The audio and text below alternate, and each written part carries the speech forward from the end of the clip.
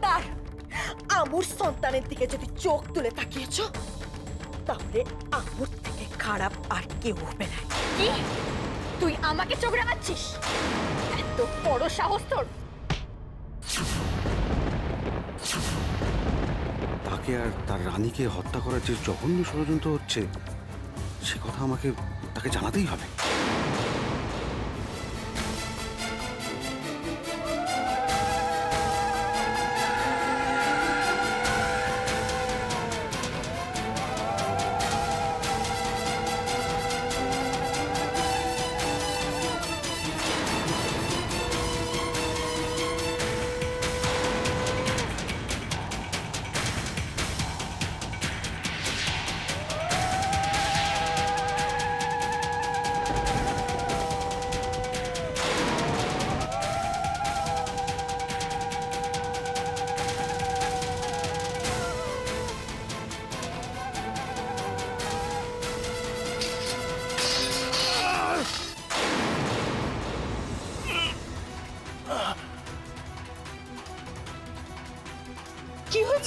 কি হয়েছে বাবা? কি হয়েছে? কি হলো তোমার? সরে যাও, সবাই আমার সামনে থেকে সরে যাও। কি কষ্ট হচ্ছে বাবা? আমাকে বলো, কি কষ্ট হচ্ছে? মাথাটা প্রচন্ড যন্ত্রণা করছে। উর্মিমা, জলটা দে না, জলটা দে। জল খা বাবা, জল খা।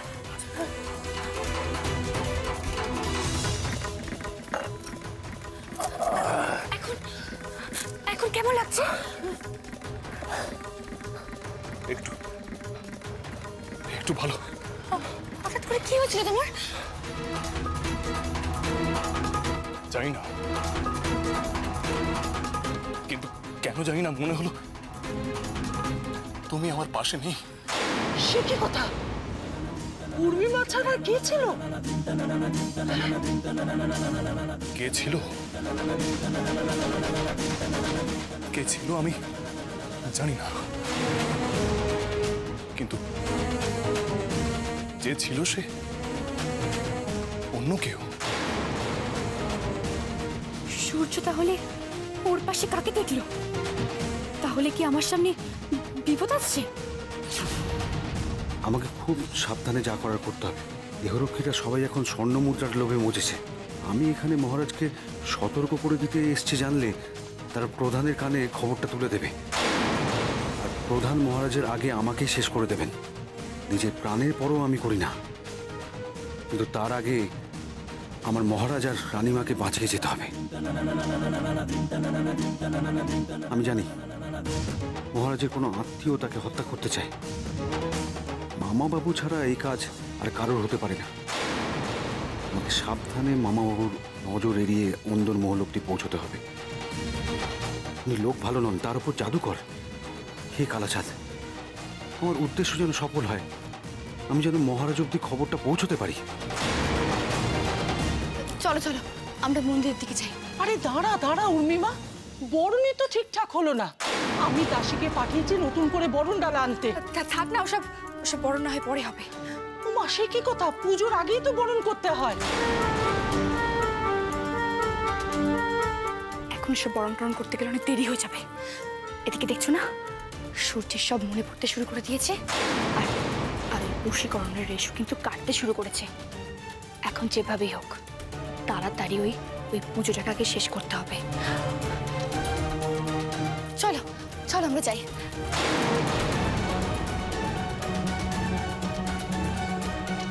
তুমি আমার পাশে আছো তো?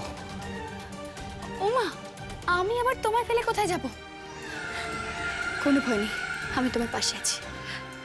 চলো চলো, এসো এসো।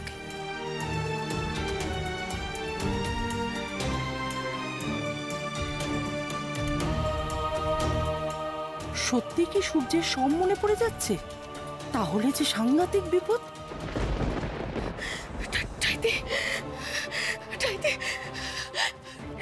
প্রদীপটা নিভে গেল। আমি আবার জ্বালিয়ে দিচ্ছি। তুমি জানো না আবু এই প্রদীপটা যুবরাজের নাম করে চালাইছিল।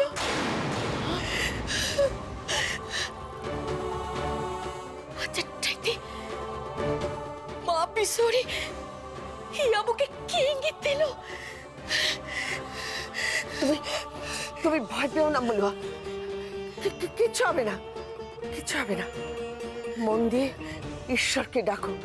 আচ্ছা এই প্রদীপ তো হাওয়ার নিভে যেতে পারতো। লাটাইতে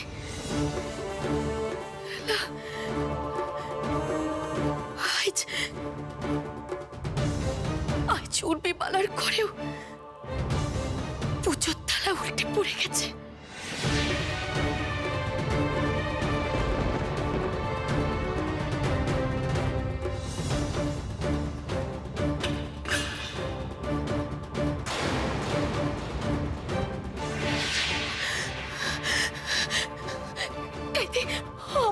আমার খুব ভয় করছে টাইতে।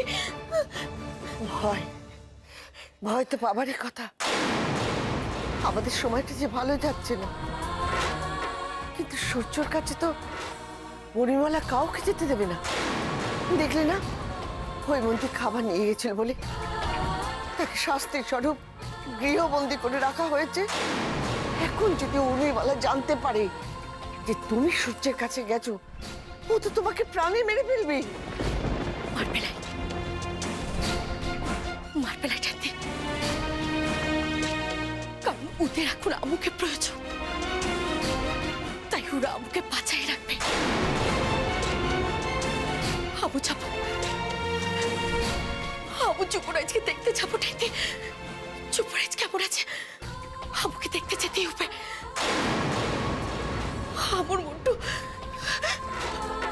আমার মনটা বড় কুকাইছে।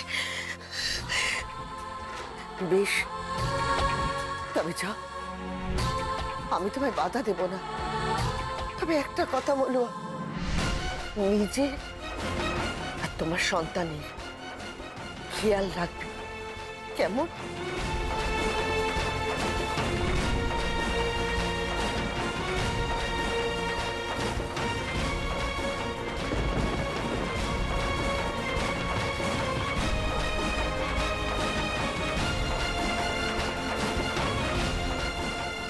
জয় বাবেশ্বরী, জয় বাবেশ্বরী।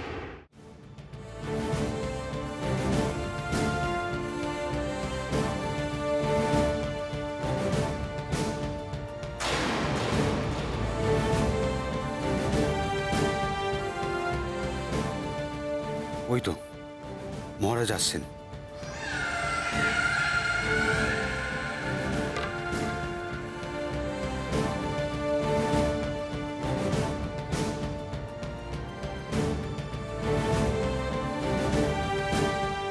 কিন্তু মহারাজকে ঘিরে তো এত লোকজন, সবার সামনে এত বড় কথাটা ওনাকে বলি কি করে? আচ্ছা, রানী উর্মিমালাকে কি আলাদা করে ডেকে বলবো? না না না, শুনেছি রানী খুব নিষ্ঠুর প্রকৃতির। আর বদরা কি, কে জানে, সবটা শুনে হয়তো আমাকে শুলে চড়াতে হুকুম দিল। কে বলতে পারে, ভাববে হয়তো আমিও এই চক্রান্তে যুক্ত আছি। না, রানীমাকে কিছু বলা যাবে না, সহজে উনি আমার কথা বিশ্বাস করবেন না। কিন্তু মহারাজকে এখন একা পাবো কি করে? উনি তো মন্দিরে যাচ্ছেন, সেখানে প্রচুর লোকজন থাকবে। আমার যে কথাটা ওনাকে জানাতেই হবে। এমন একটা বিপদ করতে পারে যেন আমার পক্ষে চুপ করে থাকা কিছুতেই সম্ভব নয়।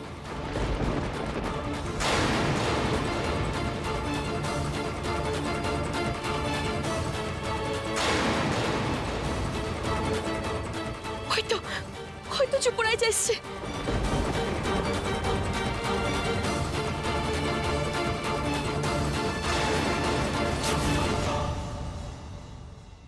এই লোকটিকে অন্দর মহলে একে তো কোনোদিনও দেখি নাই।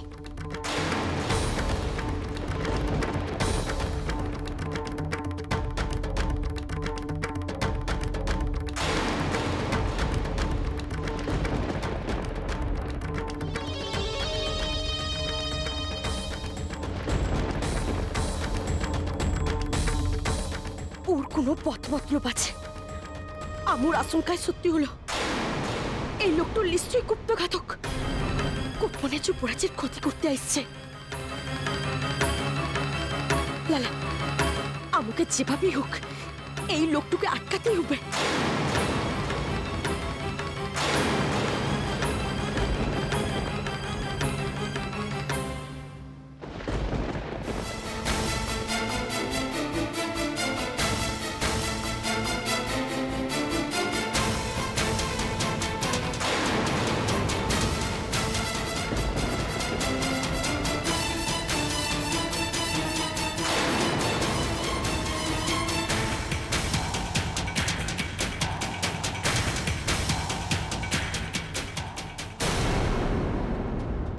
বেশি কথা না বলে চুপচাপ আমার সঙ্গে চলো, চলো।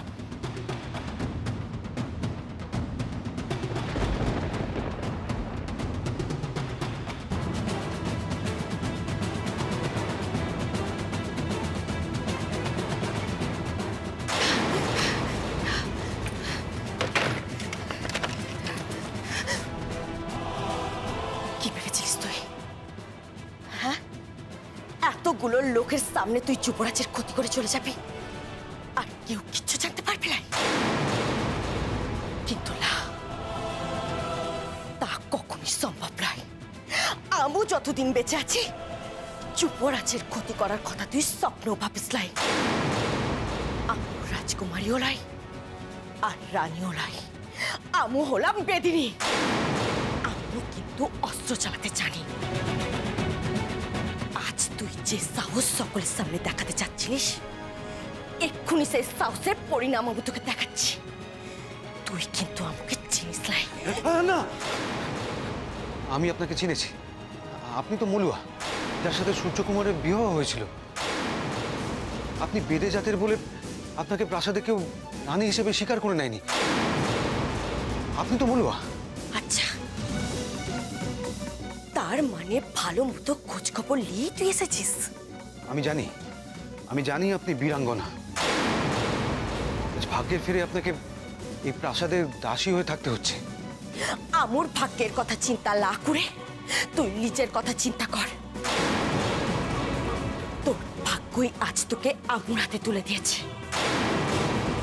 তাই তুই যুবরাজের কোনো ক্ষতি করতে পারলি নাই। আমি কোনো রকম চেষ্টা করতে চাইনি। আমি যুবরাজকে বাঁচানোর চেষ্টা করছিলাম। ফের মিছে কথা। মিথ্যে কথা কেন বলবো? আমি ওনার দেহরক্ষী। দেহরক্ষী? তাহলে অন্দরমহলে কি করছিস? ওনাকে আমি সাবধান করতে এসেছিলাম। কেন? তার সাবধান হওয়ার কি দরকার? আপনি ঠিকই ধরেছেন, যুবরাজকে হত্যার পরিকল্পনা করা হচ্ছে। সেই পরিকল্পনা আমি নয়, অন্য কেউ করেছে। সে আপনাদেরই একজন নিকট আত্মীয়। সে আমাদের দেহরক্ষী দলের প্রধানকে কাজে লাগিয়েছে। আর প্রধান দেহরক্ষীদের স্বর্ণমুদ্রার লোভ দেখিয়ে বশ করেছে, যাতে যুবরাজের ওপর আক্রমণ হলে ওরা চুপ করে দাঁড়িয়ে থাকে।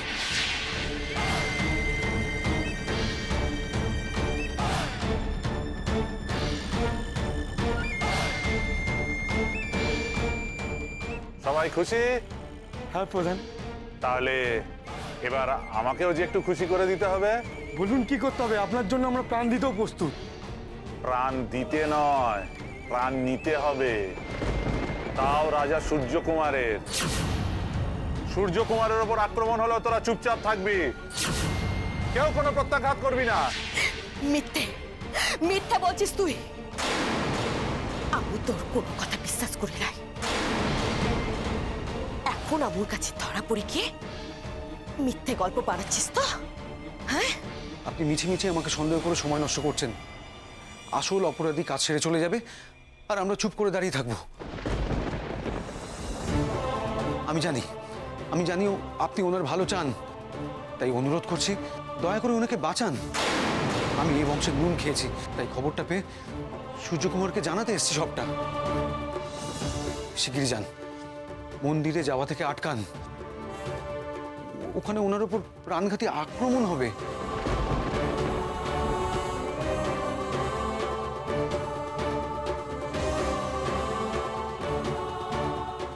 না, আমু জানি এই সব কিছু সত্যি নয়। আজ তোকে আমুকে ভুল বোঝানোর শাস্তি পেতেই হবে। আমু তোকে আজ ছাড়বো না।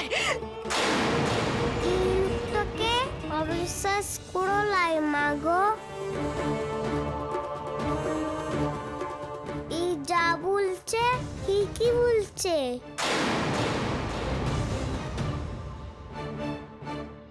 এই লোক তো ভালো লোক।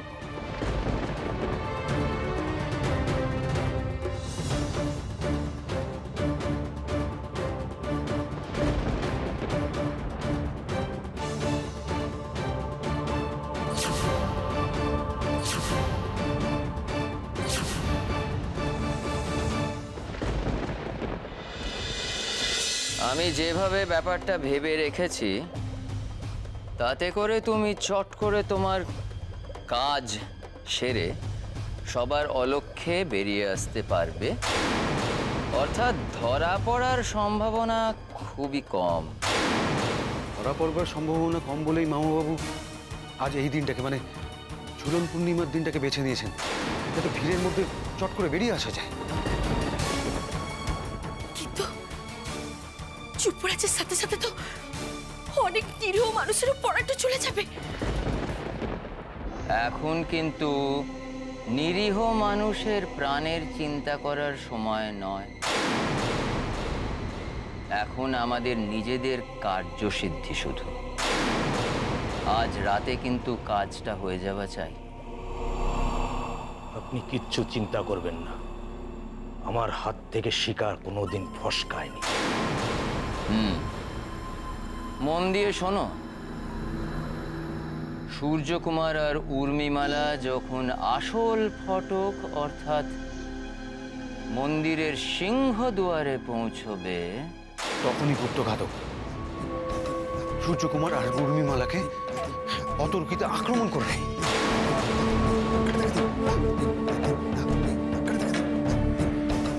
ব্যাস, রাজা রানী দুজনকেই একেবারে শেষ করে দিতে হবে।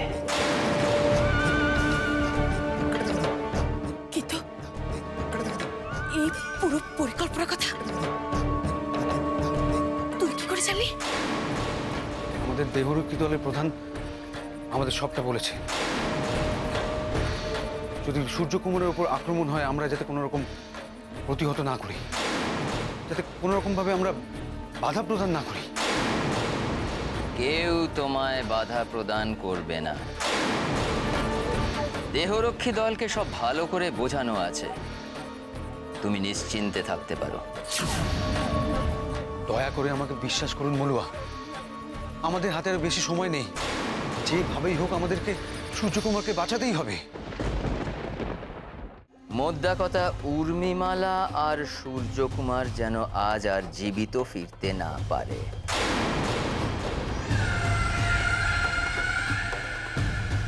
আরে এত চিন্তা কিসের, কাজটা করো না। তারপরে তোমাকে খুশি করার দায়িত্ব তো আমার।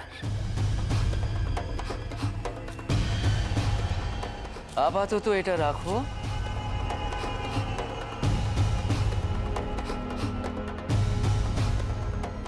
এ হলো অগ্রিম। আপনি নিশ্চিন্তে থাকুন, ধরে নিন আপনার কাজ হয়ে গেছে। বেশ, তবে আর একটা কথা, আমার নাম যেন এই গোটা ব্যাপারটার সঙ্গে কোনোভাবে না জড়িয়ে যায়, এটা তোমায় খেয়াল রাখতে হবে। তাহলে কিসের গুপ্তঘাতক হলাম? রাজা মহারাজারা শাস্তি দেয় প্রকাশ্য রাজসভায়, কিন্তু এই গুপ্তঘাতক সেই রাজাদের শাস্তি দেয় গোপনে, রাতের অন্ধকারে। আপনি ভাববেন না, ভবিষ্যতে যদি আপনি আমাকে দেখেন তো আজকে আমি আপনাকে দেখব। বললাম তো, তোমার দায়িত্ব আমার। তাহলে এখন আমি আসি। এসো।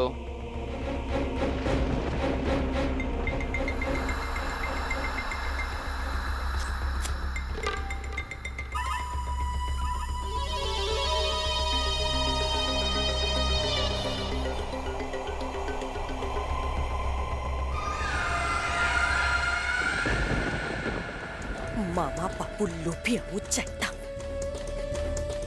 কিন্তু এতটা নিচে নামতে পারবে এটা আমি স্বপ্নেও কল্পনা করতে পারি নাই। মানুষ যা কল্পনা করে বাস্তব তার চেয়েও খারাপ। কিন্তু মামা বাপুর এই সাথ কোনোদিনও পূর্ণ হবে নাই।